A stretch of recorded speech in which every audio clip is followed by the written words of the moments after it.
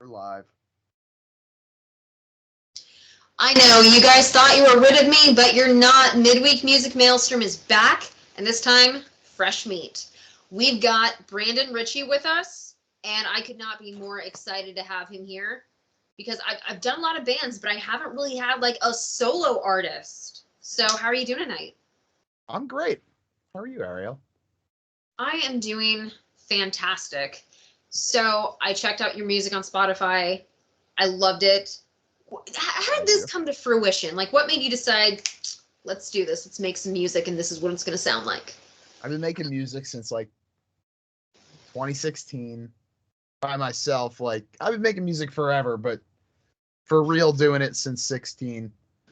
And, I was playing with the Robinsons. That broke up, so I decided to go full force into it in 2020. And, so I just put out an album and put out a couple EPs and trying to rip it through Philly. Well, we love our Philly musicians. So when I was looking at your stuff, I did see like you've had some collaborations that you've done. I have, yeah.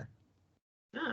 So how do you determine like who's appropriate to have on a track and how to get that sound that you're looking for? Is it more spontaneous, or do you plan, like, I need this kind of sound?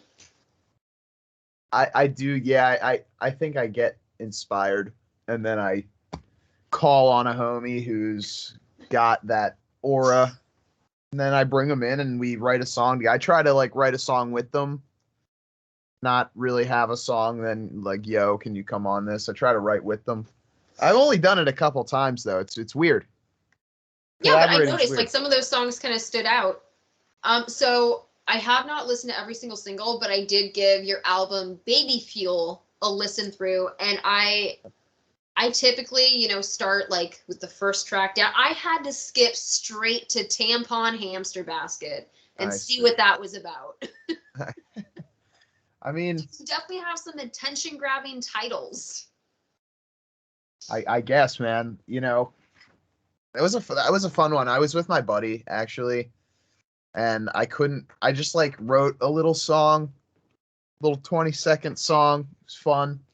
And we were just fucking around, and I was just like, I'm not gay, but if I was, or whatever I said. And he was like, yeah, honestly, you should just keep that. And I was like, all right, yeah. So I threw a bunch of auto-tune on it and shipped it out. So how'd you come up with the title Baby Fuel? Like, I know that that's a track, but where did that one come from? Because it seems significant enough to be the album title. It's like a fire under your ass type, I was in a place of aggression in a way. I was feeling very gung-ho on moving forward in music, and the band breaking up actually hit me pretty hard, and it was sad. I had that band for a long time, and So what was your experience like before you decided to go solo? We played around Orlando. We went to Full Sail together. And then we moved to Philly after Full Sail. I kicked one of the guys out for honestly not a good reason, but then the band dissolved. Okay, so it was kind of just a natural thing that kind of ended up unfolding. Yeah, me and the original bassist are not, I guess, not homies anymore, but me and the guys are, we're all friends. So I realized, when listening to your album, you have been kind of asking the big questions, like, how come you suck this much? I think at some point we've all known someone, and that has just crossed our minds. Yeah, dude. And when I was listening to, I believe it's Where Beeth My Thick Anime Ladies, that gave me some Corpse vibes. Listen, every time I listen to that song, I cringe a little bit inside. I don't love it. I don't love it. No, I do, but it's like gross. That song is gross. Don't listen to it with family. It's on the album though. Yeah, I know. It's there. It's cool. I thought it was fun. So it definitely sounded different from the other stuff. How did you come to putting that together and going in that direction? I don't know. I like shitty hip hop. I like grindball hip hop, and I just wanted to do something like that. Like, like Puya. I enjoy Puya a little bit. Little Suicide Boys. They're a little grimy. I don't know. I don't listen to that much hip hop, so I'm kind of a noob. That one did take me off guard, but a lot of your other singles like seem to hit the same mark. Like, how would you describe that sound that you try to achieve? I'm sorry, say that again. How would you describe the sound that you're trying to achieve? I don't know. Party punk. Party punk. It's a brand. I guess it's a brand type thing. Trying to get some type of recognition behind it, so where people, I guess, know the type of music it is, and maybe I can brand it on shirts and stuff, and people maybe catch on and figure out it's me. But I'm just writing music that people can dance to and that I enjoy and want to listen to and play live. Yeah. Play live, put up a big banner. Speaking of banners, you do some merchandising in your day job, right? I do, yeah. I do. I make signs. I sell signs and awnings. I'm like a broker of some sorts of signs. So have you been able to support other musicians in your local scene that way? Yeah. We did a couple banners for a couple guys in the scene. I think we might be doing one for Stolen Wheelchairs. I don't know yet, but we did one for Burn the Bastards and for their album release show, and I wasn't able to go, which sucked, but it does suck. They had a nice time, and their banner looked cool behind them. So it's like another, local bands like me and everybody. You want to try, if you want to separate yourself, or at least try to separate yourself. I haven't separated myself yet, but to try to separate yourself from other people, a banner, something like that, anything theatrical brings you that sense of a show a little bit more. Like having that visual component. It's something. At least you got something other than the amps and your sweaty bodies. I mean, try to jazz it up a little bit. It's cool. And I do it for like no money for people in the scene. So, So I cover my costs in the visual component, and being more a solo artist who doesn't really have like other band members that are really helping to push and promote. Would you how do you go about marketing and branding Brandon Richie? What a nightmare, dude. What an absolute nightmare. I like TikTok, dog. Sucks. Really fun to watch. Really annoying to make them. Instagram. It's like, it's all so me. It's like bullshit. I can't do it. I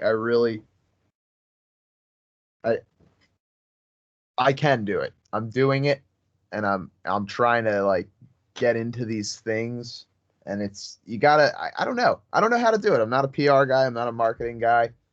I try to outsource as much as I can because I don't know anything about that. So you got to make some money and pay some people to do it for you.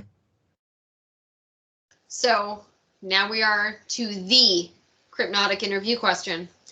What has been your weirdest or most interesting experience during a show? Oh my God. Got into an argument with these dudes at a Robinson show one time. And I've only been playing out not too long as Brandon Richie, so nothing crazy yet, But we were at a show with the Robinsons, and these two drunk dudes were messing with our girls in the back. They were like being assholes, and then we asked them politely to please stop. then when we came back in, they were playing with our instruments and stuff like that, and they were just being obnoxious, drunk. I was upset, probably a little bit more upset than I maybe should have been, but I was pretty upset. I was like, yo, dudes, like, you're playing with our instruments. You got to go. Like, you got to get out of the bar. Time to leave. They weren't having it. A fight ensued. We had to get rid of them. We played an amazing set after that, but nothing like weird. I never had like nudity, somebody like taking a crap somewhere, like nothing crazy, like arguments and stuff, getting stiffed on money for playing, regular stuff. Okay. Fair enough. I will have to send you some of the clips that people have, they've relayed their weird stories of what's happened on my interviews. I'm going to send you some clips after this because please do. Some of them are really good. What's weird?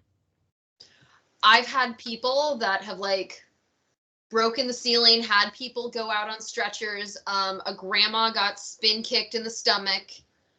That's fucking awesome. Fireworks thrown on stage. Why was your grandma there, dude? Get your grandma out of here. An old lady that was inebriated. They weren't really sure where she came from, but cool. She was down to party. You get spin kicked, lady. Get fucked. I don't know. You know what? If that's how I go, or even if I just sustain that injury when I'm in my 80s, like, I'll be proud of that. Like, put that on my headstone or something. Let people know my legacy. Got murked at a hardcore show. Knuckle draggers that's kind of the pinnacle of success for the audience. In my opinion. Getting deleted at a show? Something like that. So where can people find your music if they want to hear what you've got? Everywhere. Search me up everywhere. You'll find me. Spotify, iTunes, the whole shebang. Bandcamp. Is there any merch available at this time? Not yet, but coming soon. We're getting a short limited run of merch that you can only find live. You can only find live. Okay. Are there any shows planned in the recent future? 212. I'm playing at the Rusty Nail in Ardmore, Pennsylvania. And the 11th, I'm playing with Dicky Devil and the Deviants as Dookie Devil. And we're playing at Bar 13 in Delaware, Wilmington, Delaware. Not as Brandon Richie. I am Dookie Devil, and do not, if you see me there, you will not refer to me as Brandon. I'm changing your name in my phone right now. Please do. Right now. Please do. Just a big poop emoji with like, they have the emoji with horns, and they have the poop. I wonder if I could find a way to combine those so the poop pile has horns. You would in turn have to force Apple's hand, and they would put that in. You would get that. They would do that. I don't own an Apple. I'm not that cool. Well, the emojis are universal, so it doesn't matter. You would force Apple's hand anyway, and any Samsung user. That's our next mission, then. We're in this together. I'm there. I'll sign it for you. Don't even worry about it. We got it. Are there any plans for touring? Not quite yet. We gotta bust through Philly real quick. All right. But we're coming. We're coming to your local. And what can we expect in the future from you material-wise? Do you have anything else planned, or it might either be a video, a new single, or anything that you're working on right now? Ooh, what do you know? Stuff I don't know. I'm not even supposed to know. Yeah, I got some new music coming. I definitely have some things. I was considering an album. I was considering it. But who knows? Who knows what'll come? It'll be soon. I guess we'll just be waiting, and we'll all be along for the ride to see what drops. I hope you're there. I hope you're there to see it. So what were some of your musical influences? Wow. Dude, a lot of Green Day, a lot of Blink-182 standards. I actually am pretty blind in music. I just listen to a lot of pop punk and like the basic pop punk bands in high school and stuff like that. And now I'm getting into heavier stuff like and I like Knocked Loose and things like that. But a lot of pop punk. A lot of pop punk. No Effects. I like No Effects a lot. A lot of skate punk too. And when you say there's anything outside of that genre that's like completely different, like someone might be surprised to find out you listen to? Yeah, like bass rape, fucking hip hop. Just like as heavy as it can get, as whatever I can find in the hip hop. I like hip hop, but I just don't like hanging out hip hop. I want aggressive hip hop. Ooh, I like that. That's what I like. That's and, good. I like everything. I do. Anything so you can give me. Be down with like a country hoedown? Depending on the country. Okay. Like if it's some real country. Okay, like, so you're pretty like versatile, a little bit of eclecticism in your taste? Yeah, you know what I like a lot?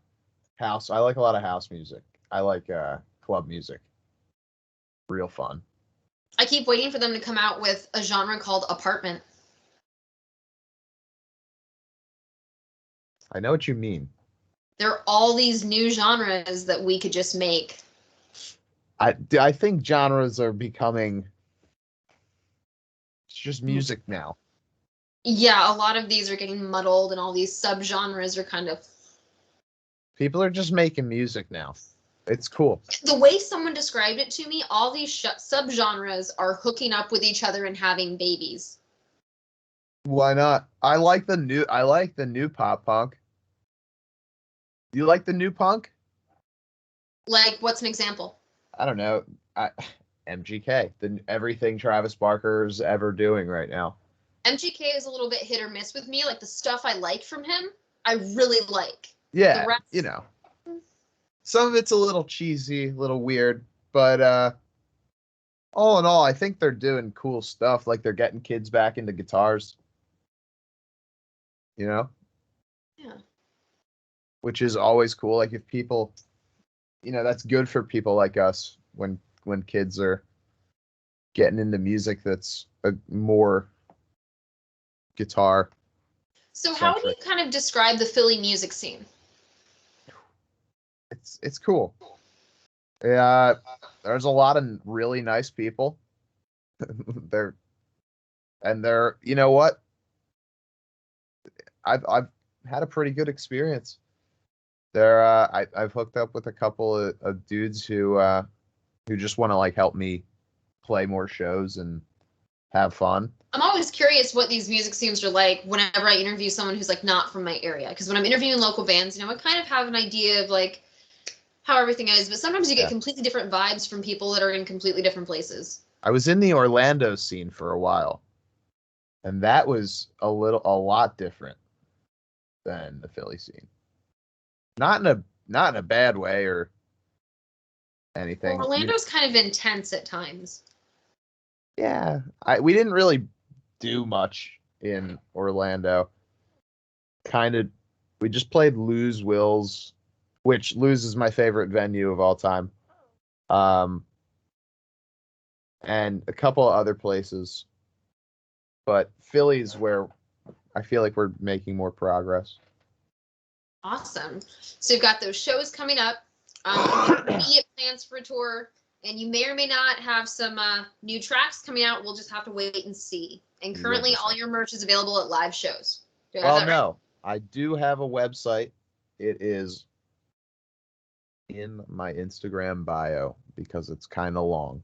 So okay. It's in my Instagram bio. You'll find it. I'll make sure to link people. Thank you. Oh my God, it has been so great having you on. I really appreciate you doing this. Yeah, thanks for having me. This was great. So guys, This has been another installment of Midweek Music Maelstrom. We are here to keep finding new music for you, to help you find out what local bands might be in your area or which ones you need to check out on Spotify. And if you can't go see a show, if merch really isn't your budget right now, sometimes the best thing you can do is just give them a follow on social media, give them a listen, let people know about them if you like their stuff. You don't have to put in a ton of money to support local bands. We're all in this together. What a so message. This has been Brandon Richie, aka Dookie Devil. Oh God, yeah, that is me. So thanks, guys, and we will catch y'all next time.